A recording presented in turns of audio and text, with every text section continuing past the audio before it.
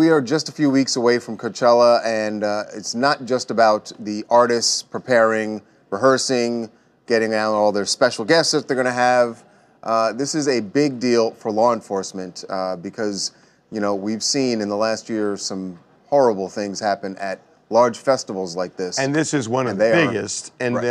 Obviously, I mean, there's no surprise the police are looking at the times, looking at what happened in Vegas, looking at what happened in Parkland, and they are taking steps now because, and not just steps to prevent it from happening, but God forbid if something does happen, they're coming up with a plan. Right. And it involves drones and it involves medical equipment. Some of that equipment, Harvey, is tourniquets, actually. We're told both police and first responders will have tourniquets to try and stop any mass bleeding if, God forbid, something does happen. Yeah, and then drones like sweeping the area. So, yeah, are they going to have the drones are going to be going over the festival during the festival the whole time?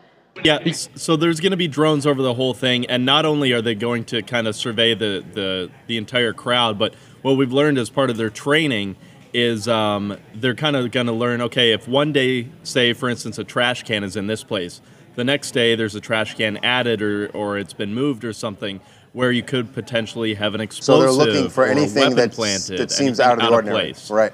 And that's just the way things are right now. I mean, Coachella is really the first huge event since what happened in Vegas. In Vegas, right. And this is going to be standard operating procedure. But they are pulling out all the stops to, you know, secure this area because, you know, there are, how many people go to Coachella? I don't know. And by the way, I mean, I've never been to Coachella. I imagine they already had metal detectors and all that in place. They did. In fact, remember we had something happened last year where somebody got really pissed off. You know what they do? They have metal detectors. I think you go through 2 metal detectors and a pat down there. And a pat down. Yeah, and I've talking to people there. They learn from everything, not just what happened in Vegas, the one that happened in London, Pulse nightclub. They take all these things and they add to it every year. They're looking for weaknesses in their blocking and security.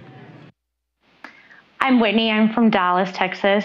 For me, this is just a little bit of a double-edged sword because, you know, on one hand, it's great that they're taking these extra precautions and really amping up the security. I think that's awesome. You know, I've been to these types of music festivals before, and you're really crowded, and there are a ton of people, and there's always that thought nowadays in the back of your mind that's thinking, well, you know, what if that does happen? Are we prepared?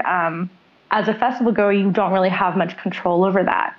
But on the other side, it's just kind of sad that we kind of have to amp things up like this. It's not going to solve the overarching problem, but at least it's going to, you know, prevent it until we come up with some solutions, and that's being prepared for the worst.